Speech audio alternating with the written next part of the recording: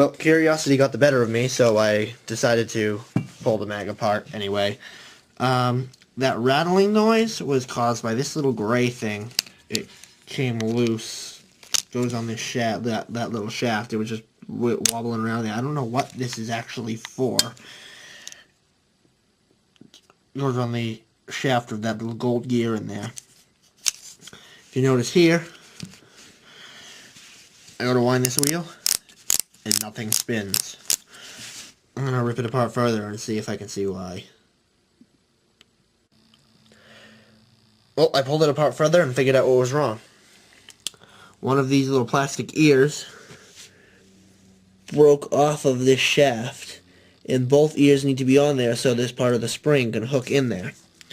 What happens is the spring hooks in there and it attaches this wheel to that shaft. Otherwise, this wheel can just freewheel. And that's basically how, when you spin that shaft, it spins all the gearing, spins these and this thing, and this pulls the BBs down and up the track. And once the track gets full, this shaft can't turn anymore, but that wheel is made to freewheel, so the wheel can keep spinning, and that spring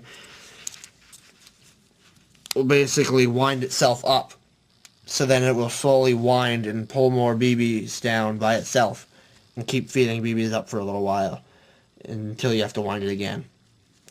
And this ear broke off and the spring came loose, and it's not going to work right after that.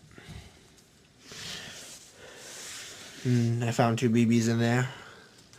But everything else about it seemed fine, except for, again, like I said, this gray thing here. I'm not even sure what it does. Some kind of counterweight, but there's not really much weight to it, so it's plastic. So I don't know. But so that's 2 JG magazines, MP5 magazines that broke in the same way. So that's why I suggest not using the JG high caps